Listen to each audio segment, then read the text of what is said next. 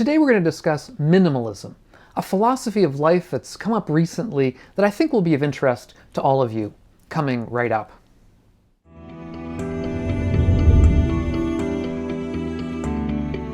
I'm Doug Smith, director of the Online Dharma Institute, that's onlinedharma.org, and if you're interested in living a wiser and a kinder and a calmer life, consider subscribing to the channel.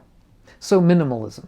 First, what I'd like to do is to discuss a bit of what minimalism is, to sort of get it across to you and why I think it's interesting in a way that that will make sense to a lot of people who watch this channel, I think. And at the end, I want to get around to something of a response from early Buddhism, or a text from early Buddhism that I think resonates and also, I wouldn't say conflicts, but at least I would say advances and expands upon the kind of minimalist enterprise that we'll be discussing today. So what is minimalism? Minimalism is a kind of a philosophy of simple living, and it was begun in somewhere around in the early 2000s, let's say around 2006, I believe, by somebody named Leo Babauta, who does a blog on Zen living. There are lots of, you will see similarities between minimalism and aspects of Zen and Buddhism in general. And now is also being put forward by a number of YouTubers, in particular Matt Davella and Ryan Nicodemus and Joshua Milburn. And the general idea of the minimalist enterprise, or minimalist philosophy if you like, is to focus on less, to reduce the clutter in our lives, to try to pare life down to its essentials. And to that, some of you may be familiar with the work of Marie Kondo, who is a lot about decluttering your life. I'll talk about her in another video because she's quite a big topic on her own, and also, again, related to this kind of material. And basically, minimalism is a reaction to what we might term conspicuous consumption, which is a term that was brought forward many years ago to describe the way that wealthy people consume conspicuously and openly in order to indicate their position in the dominance hierarchy, if you like. In order to get across their status, they consume conspicuously. They buy lots of things. They own lots of things. And so minimalism is a kind of a reaction against that kind of consumerism, if you like. A way of getting beyond consumerism and focusing on what's really important in our lives, rather than on these kinds of incidental things, such as owning lots of stuff. The notion of acquiring things in order to display status or to cement status is something that's been with humanity since the beginning. Indeed, even in hunter-gatherer societies, people who are of higher status tend to have certain possessions that other people don't. This is something that has been with humanity for a long time. So I don't want to say that it is the construction of, let's say, 20th century or 21st century consumerist advertising, but consumerist advertising certainly has made things worse.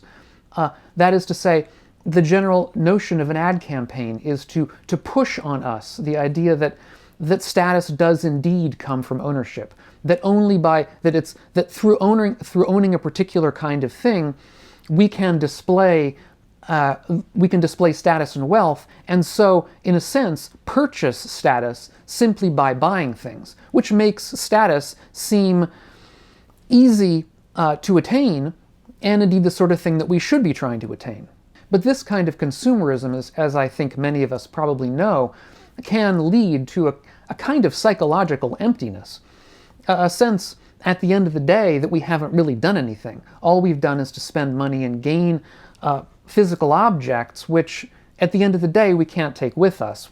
And it also leads at least as perniciously, let's say, to our financially overextending ourselves. Because, as I say, if we have the money, it's very easy to expend that money and buy things. And if in doing that we can gain a certain kind of level or status in society, it's very easy to do that.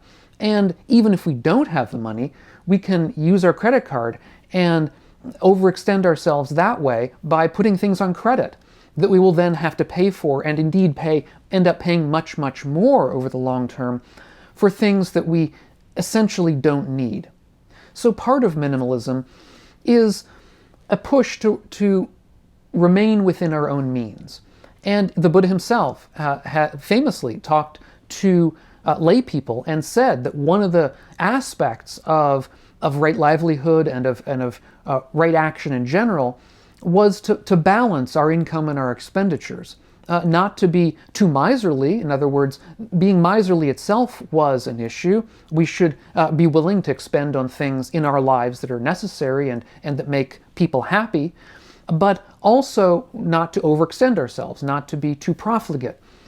So it's that kind of balance, and I think that balance is one of the things that minimalism is all about.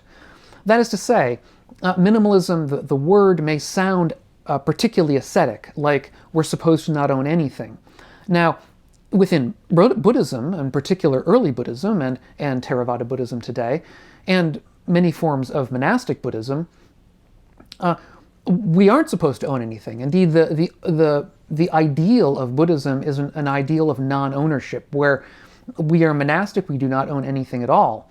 However, Buddhism also coexists nowadays and in the past with a great lay community as well, who were expected by the Buddha himself to own things.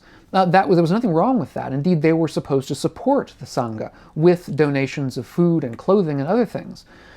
So minimalism is a lay project. It's not a monastic project. In other words, minimalists are not people who are ascetics. They are people who understand that the downsides of consumerism and buying too much, and who as a result want to balance that.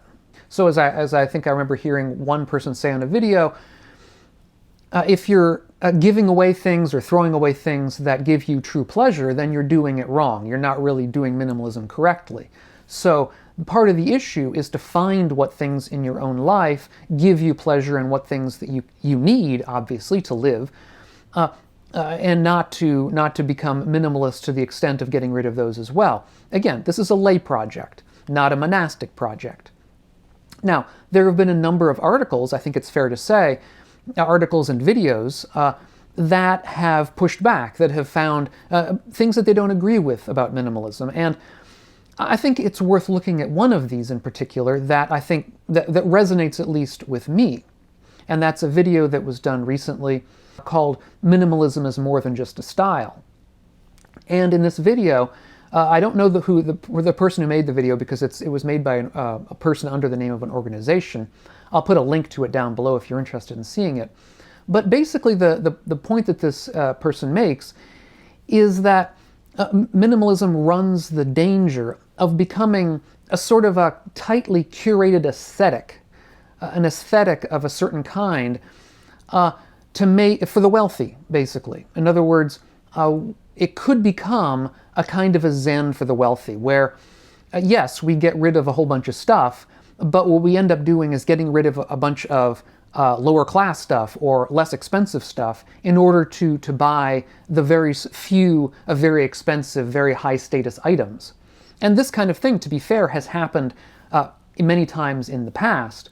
I believe even, now that I'm thinking of it, in 16th century Holland, the Dutch used to wear what were very, very sober kinds of garments so as not to be flashy and in a certain sense to be minimalist. But as a result, the people who were wealthy found ways around this by embroidering them in particular ways that gave signs to other people that this garment, even though it looked very simple and sober, was in fact extremely expensive, and so was itself a kind of a symbol. And there is always a danger with a thing like minimalism that it becomes a kind of another kind of consumerism, just a different kind, where we're consuming, let's say, instead of consuming 5 or 6 Fords, we're consuming one Maserati, and really there's not a whole lot of ethical difference between those two. And ethics aside, it's really not much better anyway for our psychology. The upshot here is that it's very difficult to escape status. Status tends to stay with us. I think it's very, very deep in human history. Indeed, status even exists in non-human animals. So it's the sort of thing that is with us biologically, this desire to have status and to keep status. And it's something we have to be aware of.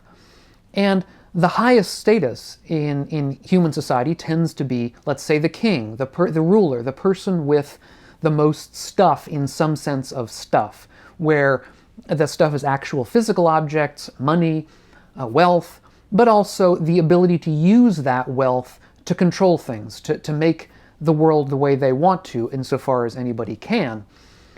And what early Buddhism tries to do, though, is to undermine or push against this entire way of conceiving status, as even the way of conceiving it as being beneficial in some sense. And there's an early sutta, which I will put a link to down below, which talks about a king. I believe he was a Brahmin, a king, either a Brahmin or a Kshatriya, doesn't really matter, a king called Bhaddiya. And Bhaddiya, at one point, decided to renounce the kingship and to join the Sangha, to become a Buddhist monastic and live in the forest. And it's said that when Bhaddiya was out in the forest, the other monks would hear him alone sitting in the forest saying, "Oh, what bliss, oh, how wonderful." And the monastics, the other monks, were concerned that what Bhaddiya was doing while he was in the forest was reminiscing back on his time as king, remembering his time in the palace, remembering the beautiful women that he was with, remembering the great food that he'd had, remembering the wonderful garments that he wore and the beautiful things around him in the palace. And so they were concerned that he was spending his time either remembering these things or lamenting not being around them in a certain sense. And so they went to talk to the Buddha and said, this man Bhaddiya, who was, I suppose at the time, relatively new to the Sangha, he's out there in the forest and he's talking to himself in this strange way, and we're concerned about him. And so the Buddha asked Bhaddiya to come and talk to him. He requested Bhaddiya come and talk to him. And when Bhaddiya got there, the Buddha asked him directly. He said, I've heard from these monastics who've been out there in the forest with you that you're sitting there saying how blissful and how wonderful. And why are you saying these things? Is it because of your time in the palace or why? And Bhaddiya said,